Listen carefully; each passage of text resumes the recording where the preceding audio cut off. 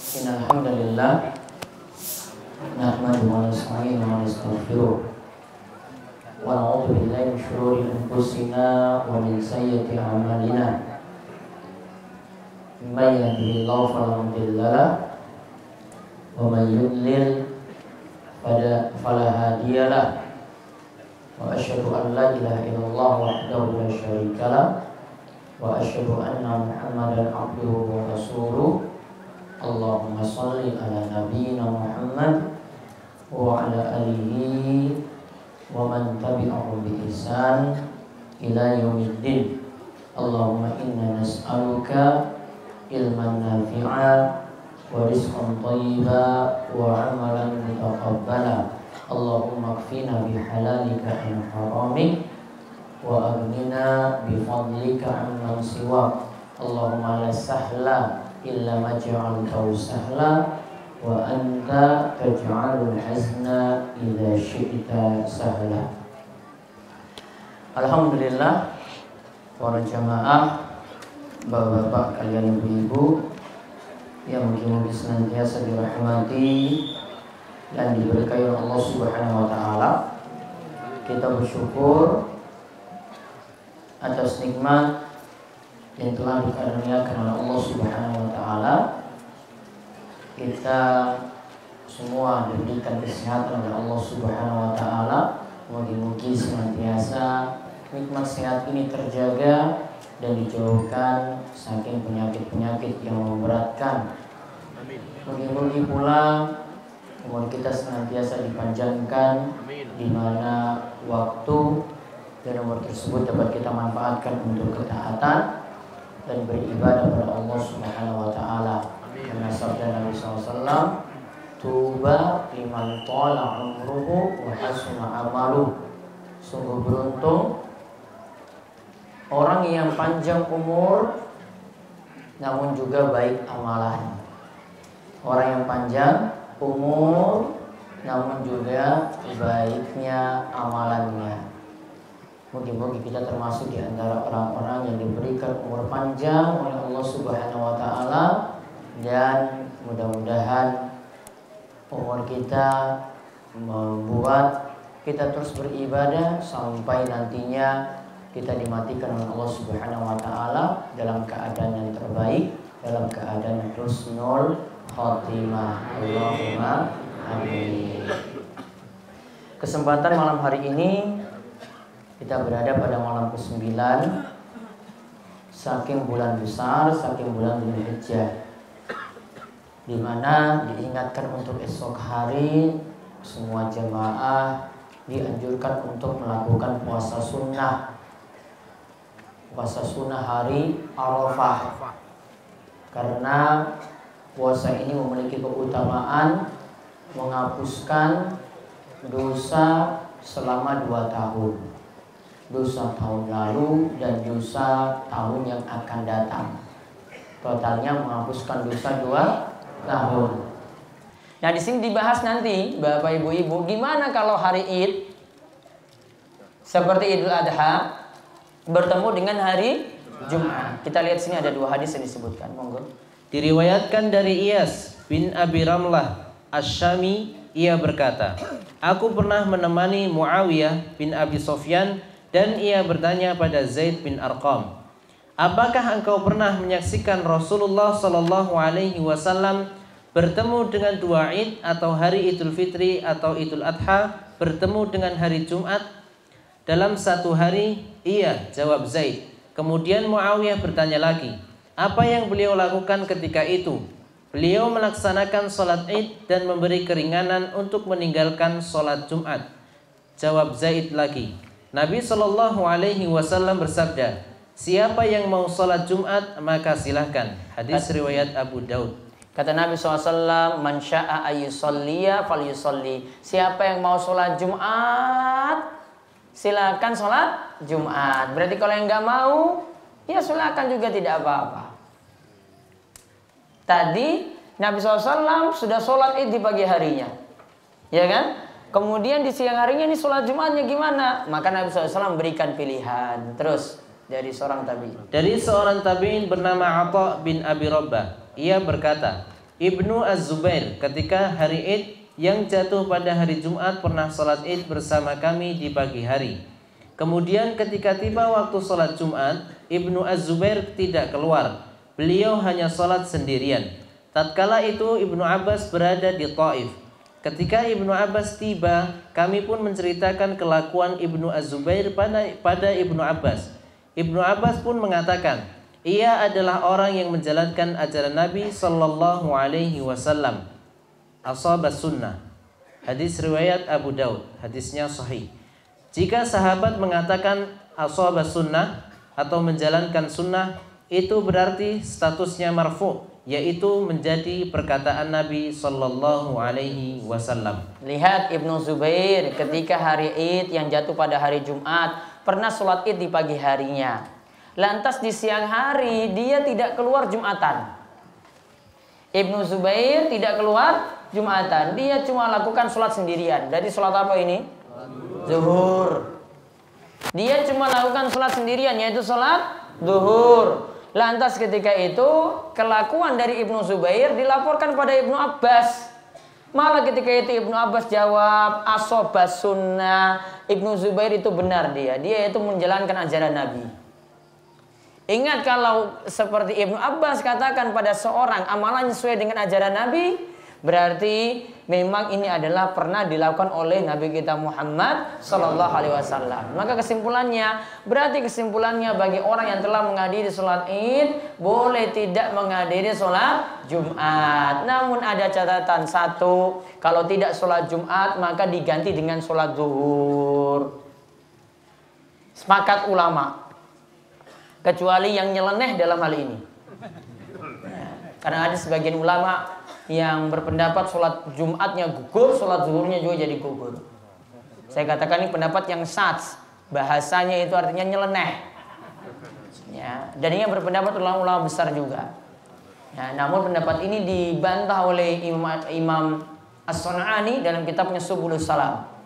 Beliau bantah, tidak benar seperti ini. Logikanya gampang. Sholat itu dalam sehari 5 waktu. Tidak pernah itu sholat itu berkurang jadi 4 atau jadi 3, tidak pernah. Cuma 5 waktu saja. 5 waktu, tidak bisa jadi 4. Tetap 5 waktu. Sehingga sholat zuhurnya tidak gugur. Namun sholat Jumatnya tadi boleh memilih mau sholat Jumat atau tidak. Kalau tidak sholat Jumat maka diganti sholat zuhur. Gitu bapak-bapak.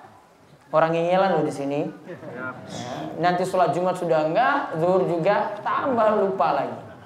Ya, padahal di sini sudah diingatkan Jumat kalau tidak mau Jumatan tetap ganti dengan sholat zuhur. Yang kedua, untuk para imam masjid dan masjid-masjid yang ada, mohon dengan sangat sekali tidak meliburkan sholat Jumat. Pengumuman tidak boleh meliburkan sholat Jumat. Jadi tidak ada nanti di masjid yang ada di Gunung Kidul ditulis di depan pintu, mohon maaf sudah sibuk kurban, saya Jumatan libur. Nggak boleh. Jumatan tetap ada. Dan nggak boleh azannya itu untuk sholat zuhurnya. Azannya itu cuma untuk sholat Jumatnya. Nggak boleh, wah kumandang azan saja wes ganti sholat zuhur wae ora usah no imam, ora usah no khotib, langsung zuhur 4 rakaat. Nggak boleh. Tetap harus sholat Jumat. Dan memilih sholat Jumat dan sholat Id dua-duanya sekaligus lebih besar pahalanya. Ini loh, lebih besar pahalanya. Ini tadi cuma kelakuan dari Ibnu Zubair, tidak salah. Namun Rasulullah SAW pernah bertemu sholat Id jatuh pada hari Jumat. Ketika sholat membaca, setelah Al-Fatihah membaca Sabbihisma rabbikal a'la. Lalu rakaat kedua setelah baca Al-Fatihah membaca Hal ataka hadisul ghasyiyah. Itu terjadi ketika sholat Jumat bertepatan dengan hari Idnya juga. Hari Idnya itu ada sholat Jumatnya dan sholat Id. Maka menunjukkan tetap berlaku sholat Jumat di masjid-masjid. Karena Rasulullah SAW tetap melakukannya. Itu tadi cuma pilihan. Paham nggih? Takmir? Paham? Orang ono libur loh sisuk. Ya, tetap sholat seperti biasa. Ibu-ibu bagaimana ibu-ibu? Sholat apa yang dipilih? Zuhur. Zuhurnya itu mesti nunggu azan. Nunggu azannya yang seperti biasa waktu zuhur atau tunggu sampai sholat Jumatnya rampung? Tunggu sampai sholat Jumatnya rampung. Salah. Yang bener apa? Sudah masuk waktu zuhur, jenengan sudah bisa sholat zuhur. Tidak mesti nunggu sholat Jumatnya rampung. Lagi ngerti bisa diperbaiki. Jadi jenengan tuh nggak ada kaitannya ibu-ibu, nggak ada kaitannya dengan khutbah di masjid, nggak ada kaitannya. Ini sudah masuk 12 kurang seperempat, sudah azan zuhur. Aslinya gitu. Namun kan biasanya kalau Jumatan nunggu jam 12. Namun 12 kurang seperempat, wes masuk zuhur, jenengan sudah bisa sholat zuhur. Gitu ibu-ibu. Nggak ada kaitannya dengan masjid. Sama juga ibu-ibu mau lakukan sholat sunnah qobliyah, lakukan di rumah. Tidak ada kaitannya dengan masjid. Di masjid wes iqomah, jenengan ibu-ibu cuma sholat di rumah saja, boleh sholat qobliyah lagi. Tidak masalah, karena tidak ada kaitannya dengan masjid. Karena ibu-ibu sholatnya di rumah, tidak mesti menunggu iqomah di masjid, tidak. Iki wes iqomah kurung sholat qobliyah subuh, boleh. Tidak ada kaitannya dengan masjid. Paham nggih ibu-ibu nggih? Berarti kalau sudah masuk waktu zuhur, boleh sholat zuhur di hari Jumat. Terus yang berikutnya. Sekarang keutamaan hari tasyrik. Keutamaan hari tasyrik 11, 12, 13 Dzulhijjah. Dari Nubaisyah Al-Hudhali, ia berkata bahwa Rasulullah Shallallahu Alaihi Wasallam bersabda, hari-hari tasyrik adalah hari makan dan minum. Hadis riwayat Muslim. Hari-hari tasyrik itu hari makan-makan dan hari minum. Kenapa? Dagingnya belum habis. Iya kan? Dagingnya belum habis, masih ada yang tersisa. Ada juga yang masih dalam kulkas. Kalau dulu itu dikeringkan. Kalau sekarang cuma masukkan dalam freezer, itu sudah bisa dimanfaatkan lagi besoknya. Coba lihat apa yang dikatakan oleh Imam Nawawi. Imam Nawawi rahimahullah berkata, hari tasyrik adalah 3 hari setelah Idul Adha, yaitu 11, 12, 13 Dzulhijjah. Disebut tasyrik karena tasyrik itu berarti mendendeng atau menjemur daging kurban di terik matahari. Jadi daging kurbannya dikeluarkan di terik matahari, itu yang dimasukkan tasyrik. Tasyrik itu artinya mengeringkan daging. Oh, lagi paham. Terus dalam hadis disebutkan, hari tasyrik adalah hari untuk memperbanyak zikir, yaitu takbir dan lainnya. Juga hari tasyrik itu hari untuk memperbanyak zikir dan memperbanyak takbir. Terus di hari tasyrik dianjurkan membaca doa sapu jagat sebagaimana disebut dalam ayat yang artinya, apabila kamu telah menyelesaikan ibadah hajimu, maka berzikirlah dengan menyebut nama Allah, sebagaimana kamu menyebut membangga-banggakan nenek moyangmu, atau bahkan berzikirlah lebih banyak dari itu. Maka di antara manusia ada orang yang berdoa, ya Rabb kami, berilah kami kebaikan di dunia, dan tiadalah baginya bagian yang menyenangkan di akhirat. Dan di antara mereka ada orang yang berdoa, Rabbana atina fid dunya hasanah wa fil akhirati hasanah wa qina adzabannar. Ya Rabb kami, berilah kami kebaikan di dunia dan kebaikan di akhirat, dan peliharalah kami dari siksa neraka. ada yang cuma minta pada Allah, Rabbana atina fid dunya, ya Allah berikanlah saya kebaikan dunia saja, tidak minta akhirat.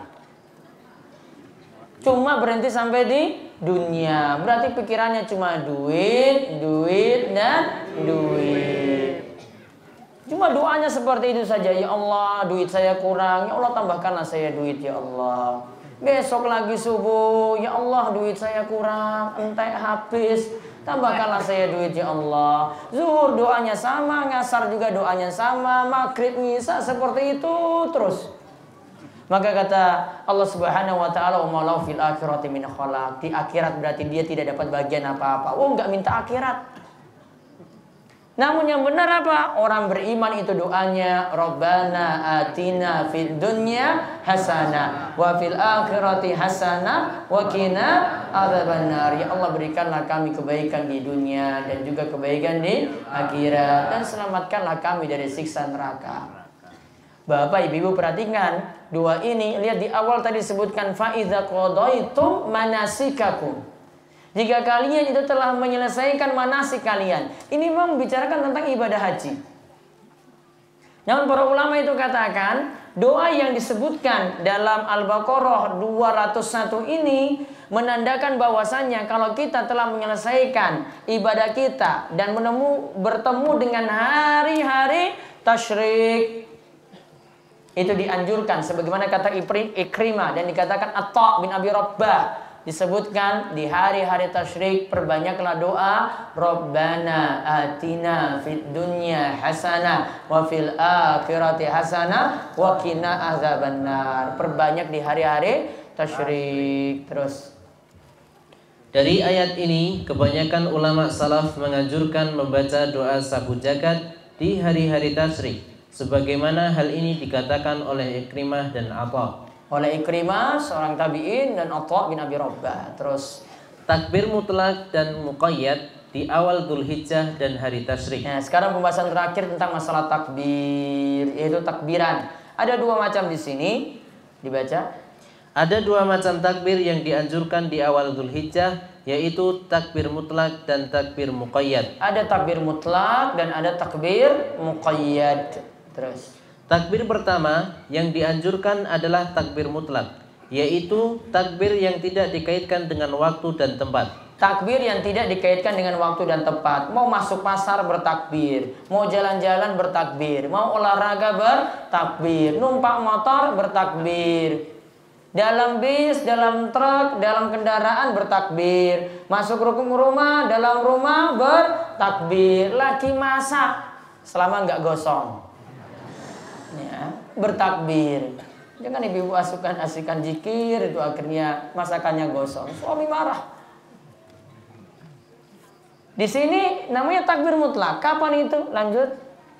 Takbir jenis pertama dianjurkan di 10 hari pertama Dzulhijjah. Jadi dari tanggal 1 sampai tanggal 9 atau 10 itu terus perbanyak takbir di mana-mana. Makanya Ibnu Umar dan Abu Hurairah memperbanyak takbir ketika berada di pasar. Ketika Ibnu Umar dan Abu Hurairah memperbanyak takbir, para jamaah yang ada di pasar juga ikut-ikutan bertakbir. Takbir kedua.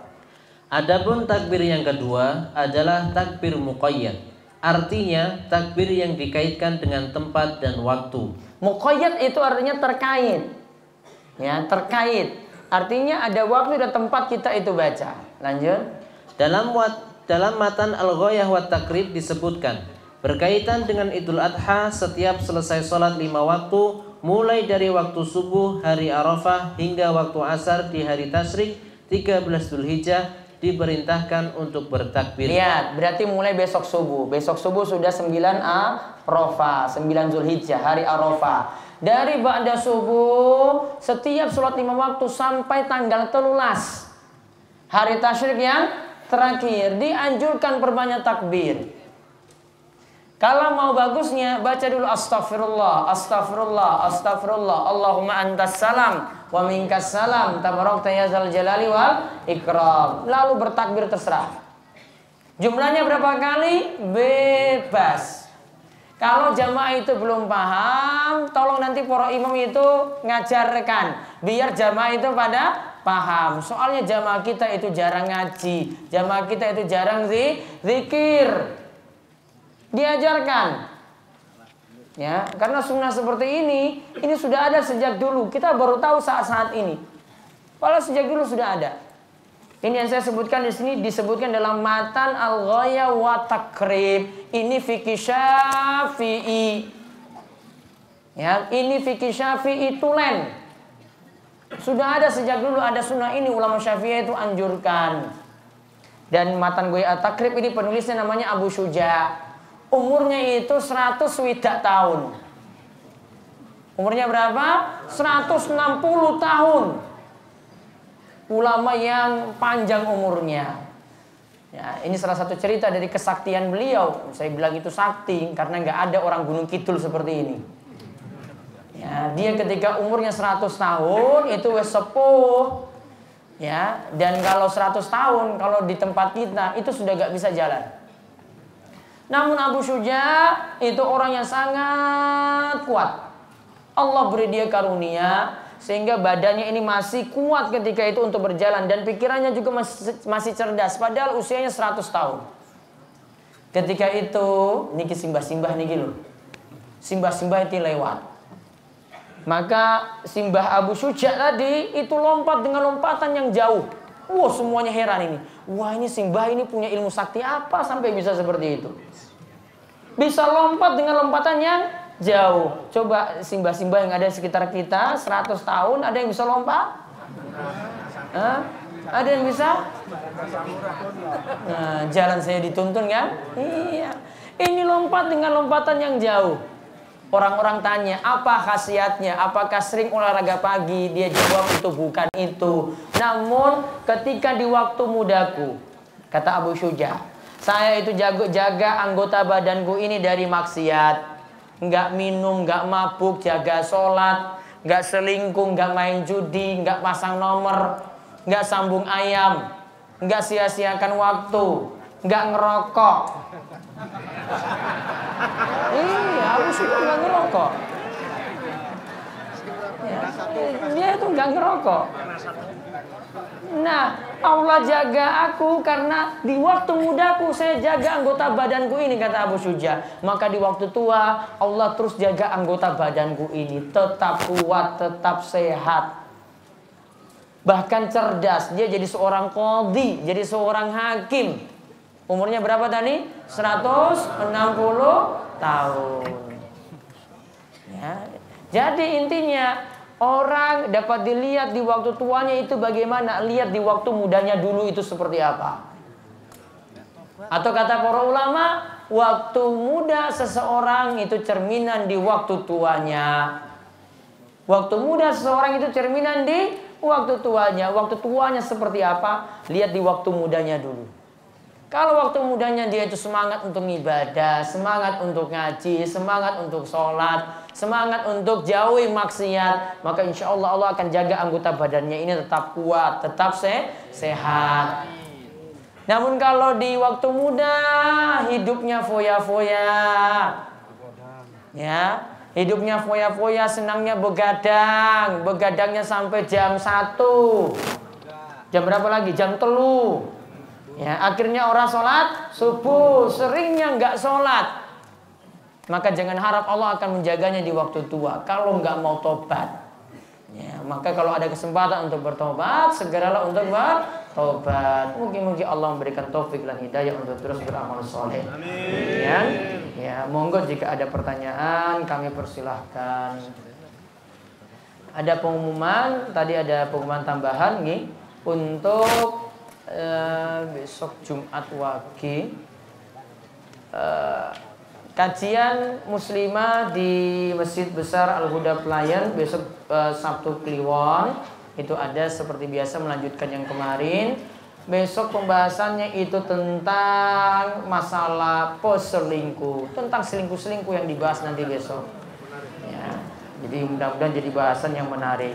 Kemudian untuk jamnya jam 3 sampai jam 4:30 ya. Mudah-mudahan nanti bisa selesai dan ibu-ibu tetap bisa bertanya jawab. Besok itu kajian muslimah. Bapak boleh ngantar, namun bapak di luar masjid, nggak boleh di dalam.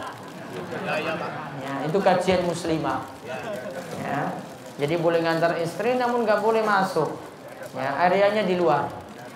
Kemudian untuk khutbah Idul Adha, kalau di pesantren sini tetap ada seperti biasa, entah nanti di lapangan SD atau di lapangan pesantren sini. Namun kalau saya khutbah Idul Adha di Gorsiono. Ya, di Gor Siono Playan ya. Ya, di Gor Siono Playan jam 6:30. Ya, materinya atau temanya nanti tentang kisah Nabi Ibrahim alaihi salam. Insyaallah itu yang nanti akan dibahas. Nanti khutbahnya saya akan kirim lewat WhatsApp materi-materi khutbah yang ada atau yang tahun lalu yang sudah saya susun nanti bisa dimanfaatkan oleh para takmir. Lalu ada kajian lagi untuk keliling wara besok itu malam Senin Kliwon, terus Legi, terus Pahing, malam Senin Pahing itu nanti di RT 2 Wara di Pawiknya nanti untuk melanjutkan kajian keliling ba'da misa pas malam Senin besok. Baik, monggo jika ada yang bertanya, lewat mic ada. Assalamualaikum warahmatullahi wabarakatuh. Waalaikumsalam warahmatullahi wabarakatuh. Yang mau saya tanyakan sebenarnya materi malam Kamis kemarin, Pak. Iya. Ini mengenai daging kurban yang dibagikan oleh warga, karena warga kami itu sekitar kami itu sudah cukup. Jadi kami punya teman. Kalau misalnya teman saya itu beragama lain, bolehkah saya itu memberi sebagian kecil dari yang saya dapatkan? Oh, ibu dapat kurban gitu?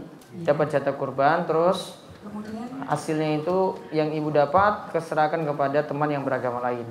Hanya sebagian kecil saja, Pak. Iya. Karena yang kami anggap sekitar kami sudah mendapat bagian yang banyak. Kemudian yang kedua itu mengenai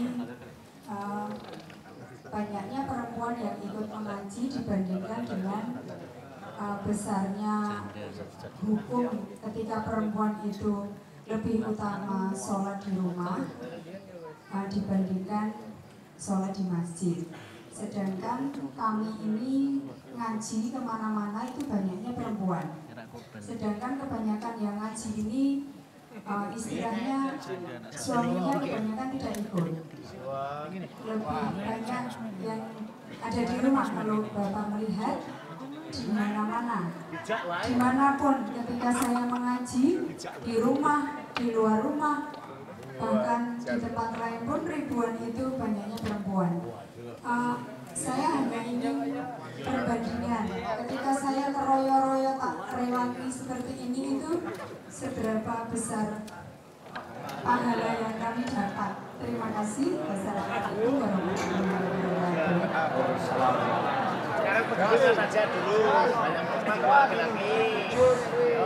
Assalamualaikum warahmatullahi wabarakatuh.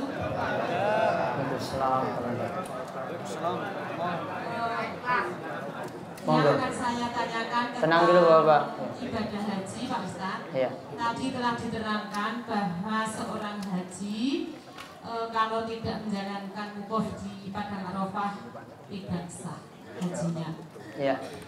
Kebetulan pada pernah mengalami di sana haji menghadapi wukuf,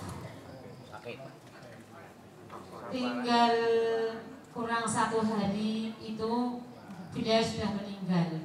Sahkah hajinya?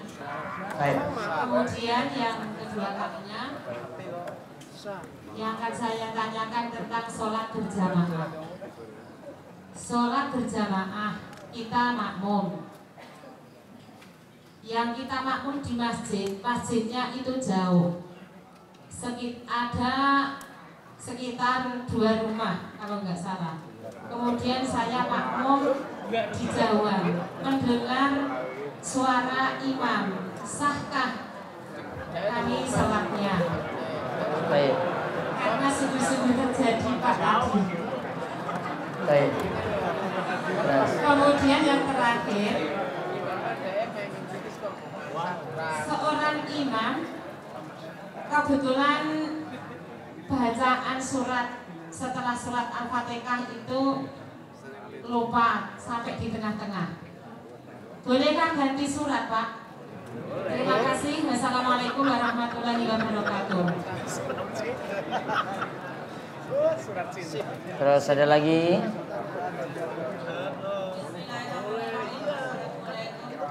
Yang saya tanyakan, bagaimana hukumnya jika berkurban seekor sapi, tapi kepala, kaki, tulang ditukar dengan kambing dan dikembalikan lagi dengan daging kurban lainnya, sah atau tidak kurbannya?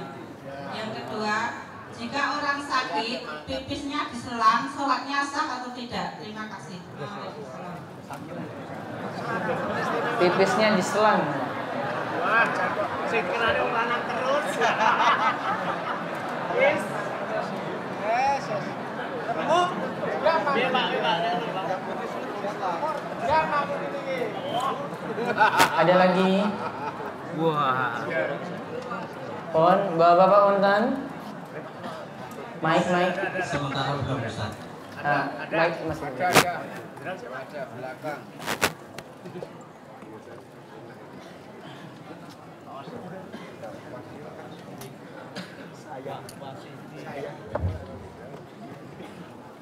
Ini pada musim haji itu banyak jamaah haji yang membatalkan haji orang tuanya karena sudah meninggal. Itu sebenarnya itu sah apa tidak? Gitu. Jadi ini karena apa itu? Ternyata ada pro kontra itu, ada yang mengatakan sah, tapi ada yang mengatakan itu tidak sah. Yang benar bagaimana?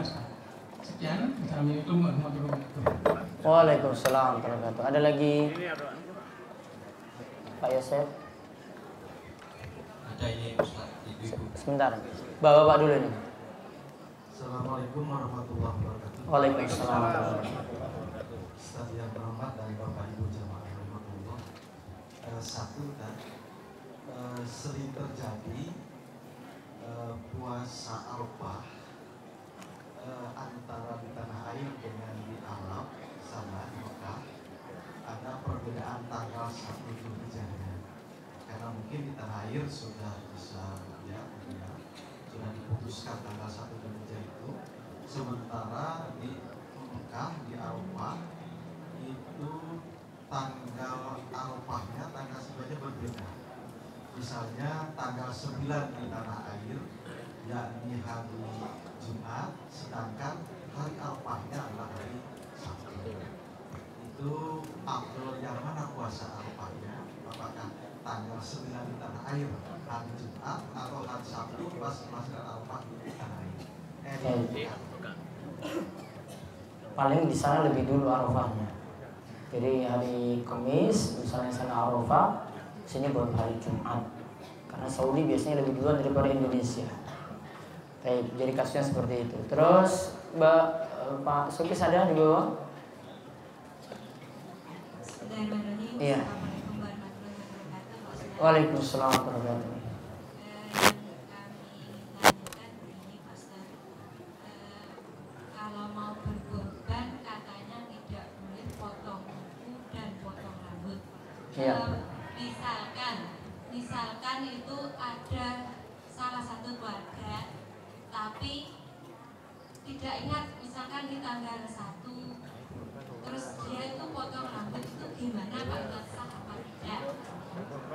Ya, baik, sudah. Assalamualaikum warahmatullahi wabarakatuh. Baik, saya jawab dari yang pertama dulu tentang malam Kamis kemarin, materinya tentang kurban.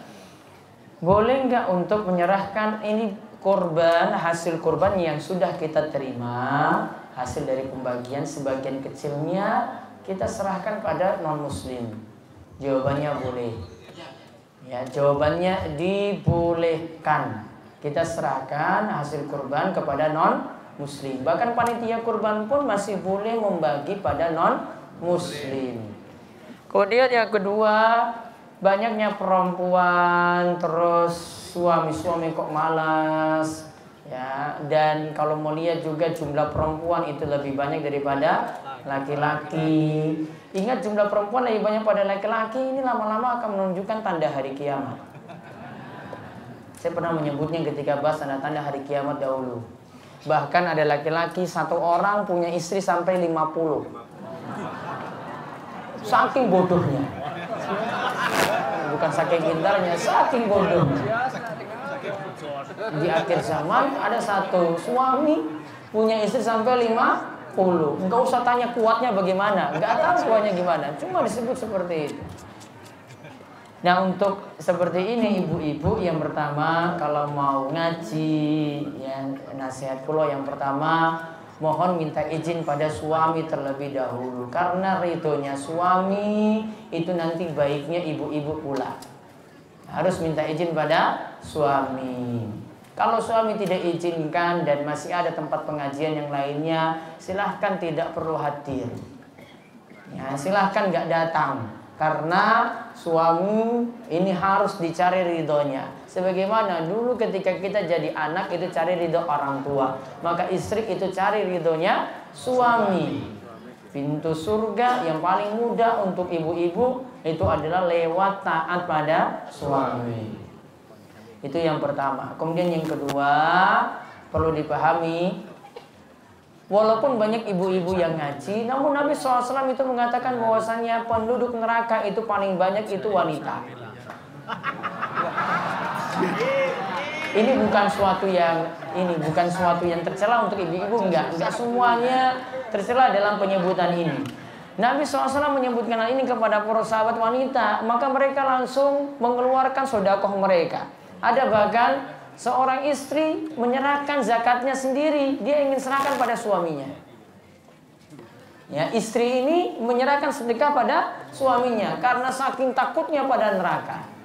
Berarti menunjukkan bahwasanya kalau kita tahu seperti itu dari ngaji, itu tambah ilmu, tambah paham, tambah takut pada Allah. Ilmu tadi itu diamalkan, karena para sahabat wanita di masa Nabi SAW, mereka adalah orang-orang yang semangat untuk beramal. Jadi ilmu itu diamalkan, bukan jadi wawasan saja.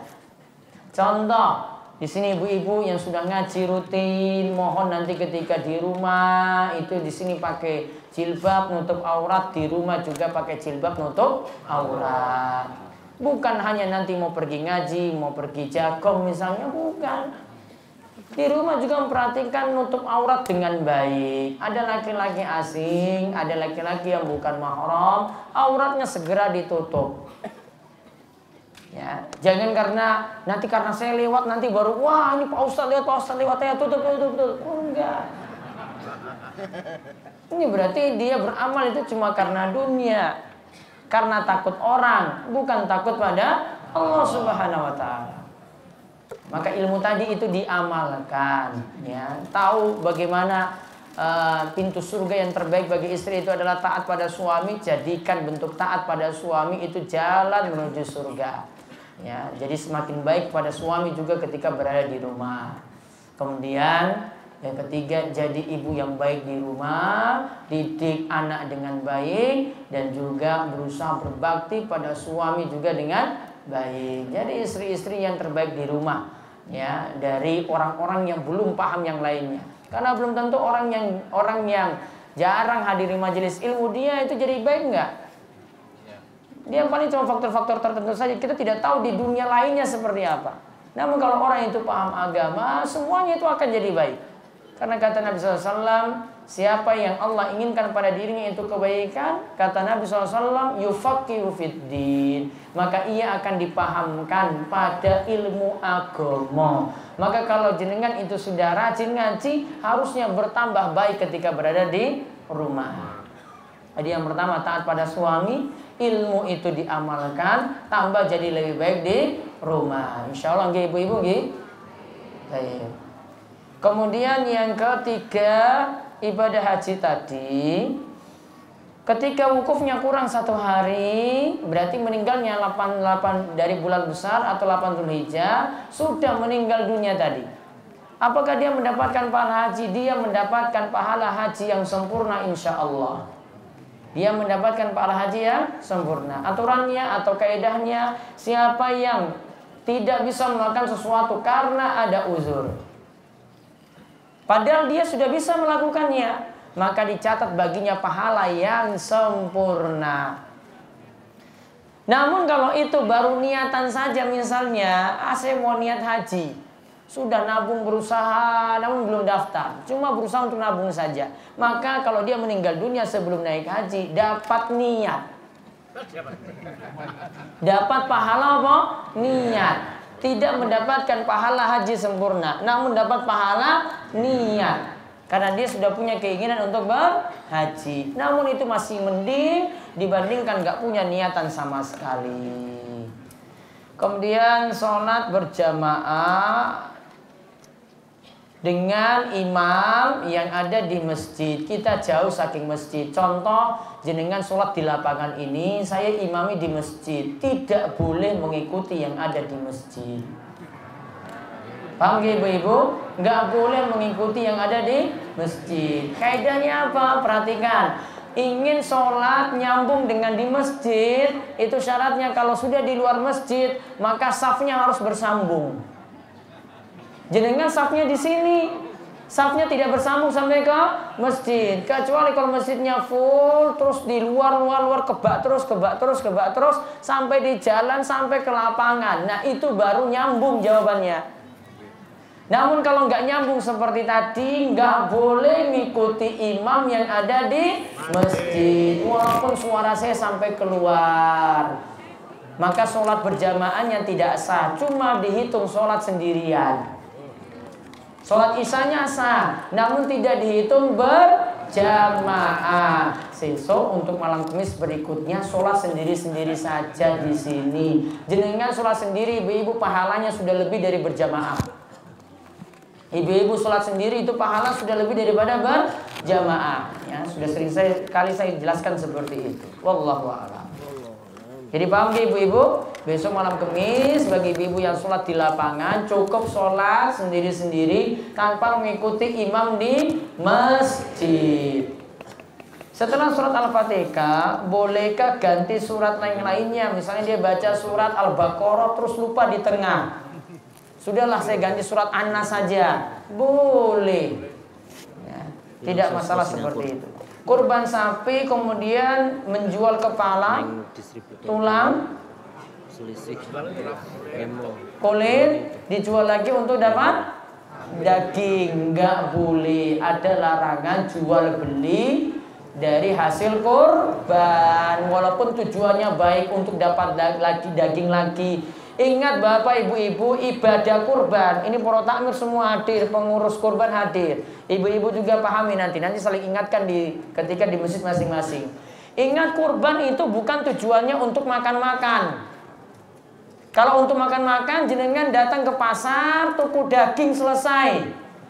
Kurban ini niatannya untuk ibadah, untuk cari ridhane Allah. Maka Allah itu katakan Allah tidak butuh daging kalian. Yang Allah butuh bagaimana takwa kita. Berarti manut tuntunan saja selesai. Sehingga tujuan-tujuan tadi kan pinginnya cuma untuk makan-makan daging. Kalau tujuannya makan daging, jenengan beli daging di pasar wes cukup. Gak usah pakai kurban. Kalau kurban sudah ada aturan. Kurban itu persembahan untuk Allah. Ingat kalau persembahan untuk Allah gak boleh ditarik-tarik lagi. Ya, orang itu ya, ini orang yang keliru ini ya, saya contohkan. Dia sudah berikan sedekahan kepada selain Allah, itu nggak mungkin dia tarik lagi. Kepala kerbau sudah dilepas, ada yang narik lagi. Mau jual kepalanya ada? Nggak ada. Ini sudah jadi persembahan, sehingga tidak boleh ada satu bagian kurban pun itu yang dijual.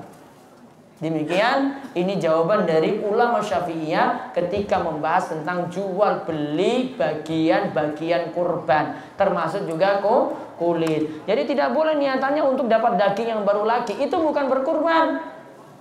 Berkurban itu untuk persembahan. Paham nggih? Ini untuk persembahan. Kalau mau butuh daging lagi, beli sendiri, bukan dari daging kurban atau bagian kurban yang dijual. Sudah jadi aturan. Makanya saya bilang, sudah saya ingatkan berulang kali, kurban itu bukan untuk makan-makan biasa. Ini adalah intinya persembahan untuk Allah Subhanahu wa taala.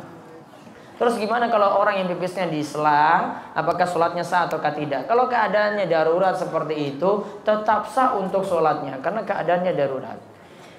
Lalu tentang masalah badal haji, ketika musim haji ini ada istilah badal haji, apakah sah ataukah tidak? Badal haji itu diterima. Dalilnya apa? Ada hadis dari Syubromah menceritakan tentang seseorang yang menghajikan. Syubromah, dia ketika itu ingin menghajikan yang namanya Syubromah, Rasul tanya, kamu sudah haji apa belum? Enggak, wahai Rasulullah, saya ingin menghajikan Syubromah. Kamu sudah haji apa belum? Belum. Kalau begitu, kamu pergi haji dulu, baru besok kalau sudah berhaji, kamu menghajikan Syubromah. Itu namanya badal haji, menggantikan haji orang lain. Kalau badal haji biasanya untuk yang telah meninggal dunia. Maka ini termasuk amalan yang boleh dikirim pada orang yang telah meninggal dunia. Jadi tetap bermanfaat pula. Sering terjadi puasa Arafah, ada perbedaan dengan Saudi Arabia. Di Indonesia mengikuti negara Indonesia, tidak mengikuti negara Saudi Arabia. Walaupun tidak pas dengan wukuf di Arafah. Jadi kesimpulannya, kita berpuasa Arafah mengikuti hari Arafah di negeri masing-masing. Kita berpuasa Arafah mengikuti puasa Arafah di negeri masing-masing. Tidak mesti dengan Saudi. Karena untuk patokan kita itu bagaimana berhari raya, berpuasa negeri masing-masing. Tidak mesti dengan Saudi Arabia. Wallahu a'lam. Kemudian berkurban tidak boleh potong kuku dan rambut. Gimana dengan anggota keluarga? Istri nggak potong, ini nggak masuk dalam larangan. Jadi tetap masih boleh memotong. Anak masih boleh memotong kuku dan rambut. Yang tidak boleh cuma yang nanggung biaya kurban, yaitu kepala keluarga. Bagaimana sholat id jika rakaat pertama bukan surat Al-A'la? Boten masalah, mau pakai surat Qul huwallahu ahad juga boleh. Rakaat kedua bukan hal ataka hadisul ghasyiyah, mau pakai surat Anas juga boleh. Yang penting sholat Idul Adha. Bagaimana kalau interval takbir tidak baca tasbih karena imamnya sudah baca takbir berikutnya? Kita akan baca Allahu Akbar terus subhanallah walhamdulillah wala ilaha illallah wallahu akbar. Enggak sempat karena imamnya terlalu cepat untuk takbir berikut. Ya sudah, sedapatnya kita saja. Kita tidak mesti merampungkan karena tidak wajib. Baca khutbahnya, baca takbir 9 kali atau baca alhamdulillah seperti khutbah Jumat. Yang ada dari awal tetap baca alhamdulillah. Tengah-tengah baru perbanyak takbir. Tidak mesti sampai 9 kali. Takbirnya bebas. Bolehkah mengundur waktu sholat Jumat 12.30 atau 13.00 karena menyelesaikan pembagian daging kurban sehingga jamaah tidak terlalu tergesa-gesa untuk menghadiri sholat Jumat? Wallahu a'lam, masih boleh. Ya, untuk besok berarti ya, alasannya seperti itu tidak masalah. Yang penting bisa dipastikan sehingga tetap sholat Jumat itu dilaksanakan. Syarat sahnya sholat Jumat berapa banyak minimal makmumnya? Karena di waktu bersamaan penyembelihan banyak orang yang sibuk potong daging dan sedikit yang ikut sholat Jumat. Bapak-bapak sekalian, sekarang bisa ada dua pilihan. Yang pertama, ya, lakukan penyembelihan kurban di hari H, yaitu di saat Idul Adha. Potong lebih awal lebih bagus. Makin pagi lebih bagus sehingga ada waktu untuk sholat Jumat. Atau yang kedua, undur penyembelihan di hari kedua, yaitu di hari tasyrik yang pertama, hari Sabtunya, mumpung juga pegawai-pegawai libur. Iya kan? Pegawai-pegawai libur, jadi bisa lakukan juga di hari Sabtunya. Kalau hari Jumat terlalu mepet seperti tadi, ya, apa? Atau bisa juga pada Jumatan, namun biasanya sudah capek, jadi nggak bisa. Ya, waktunya juga nggak nyampe. Jadi saran saya lebih pagi. Sholat Idul Adhanya dipercepat 6:30. 6:30 sudah boleh. 6:30 rampung jam 7. Imam bilang jangan lama-lama Pak. Ini mau cepat mau nyembelih kurban. Cukup khutbahnya 15 menit rampung. Jamaah sudah nggak betah. Gitu aja bilang sama imam. Kenapa? Khutbah itu asalnya ringkas, padat, jelas. Beda dengan ceramah seperti ini, mau buat panjang terserah. Ini khutbah, jamaah itu ngantuk, jamaah punya kesibukan. Nggak percaya, lihat di sholat Jumat saya sudah ngantuk. Ya, khutbah itu nggak panjang-panjang. Khutbah singkat, padat, jelas. Kita kan bukan cerita banyak, intinya saja sampaikan. Orang dengar panjang juga capek dengarnya. Ini Pak Imam kok urung-urung amin-amin iki. Ya ini Imam kok urung doa nih kesuwe tenan. Ternyata belum nyampe-nyampe doa memang. Cerita panjang lebar 45 menit. Wah, jamaah sudah gelisah. Mau khutbah Jumat, Bapak-bapak sekalian yang jadi khotib, khutbah Jumat paling bagus 15 sampai 20 menit itu wis rampung. Timbang-timbang waktunya. Jadi kan bisa kalau sudah terbiasa ngomong itu tahu ini, ini saya ngomong sudah terlalu lama. Percepat itu, materi yang nggak perlu dibuang. Nggak mesti ikut materi semuanya, nggak mesti. Buat singkat, padat, jelas. Itu jamaah paling senang banget. Wah, iki imamnya jos ini. Cepat rampung, gitu. Jadi jam 7 wis rampung, sudah rampung, siap-siap untuk nyembelih kurban 7:30. Ya, mudah-mudahan jam 10 itu sudah rampung semuanya. Ustaz, nah, sehubungan tadi dijelaskan bahwasanya sholat Jumat itu dapat kita undur. Sehubungan dengan hewan kurban dari sini supaya ada laporan singkat tadi jam 11 atau setengah 11, bagaimana hubungannya begitu? Oh iya, untuk kurban DS itu jam 10:30 sampai jam 10:30, setengah 11 nih, ya. Itu sudah rampung di sembelih. Terus kalau ada pengunduran penyembelihan setelah Jumatan. Nah, berarti nggak boleh diundur kalau untuk kurban DS setelah Jumatan nggak boleh. Semua kurban dari Darussolihin hanya disembelih di hari Jumat dari jam 10:30 sampai setengah 11 sudah rampung penyembelihan, bukan masalah untuk pembagian daging, cuma penyembelihan.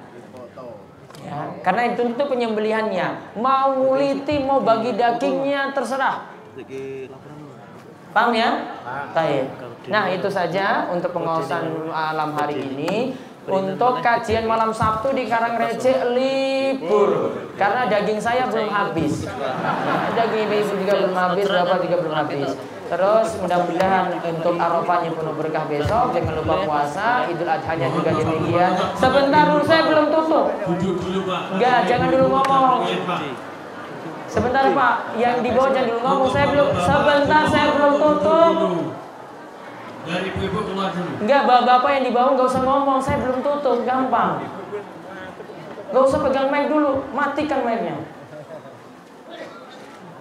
Saya belum tutup, tolong jangan ngobrol di bawah. Yang mic-nya nggak boleh ngobrol juga, nanti sabar. Baik, mudah-mudahan Arafahnya penuh berkah, Idul Adhanya dilancarkan semuanya. Dan pengumuman terakhir untuk bapak-bapak takmir masjid yang enggak mendengar ada pembagian kurban di Darussolihin padahal ngaji rutin di sini, mohon dilaporkan kepada pesantren nanti biar mendapatkan bantuan. Karena mungkin ada alat komunikasinya enggak nyampe sehingga info ini tidak nyampe ke jenengan. Ya, sehingga nanti semuanya bisa mendapatkan bantuan ini. Baik, itu saja yang kami sampaikan. Mugi-mugi manfaat. Kita tutup kalian doa kafaratul majelis. Monggo. Subhanakallahumma wa bihamdika, asyhadu an la ilaha illa anta, astaghfiruka wa atubu ilaik. Assalamualaikum warahmatullahi wabarakatuh.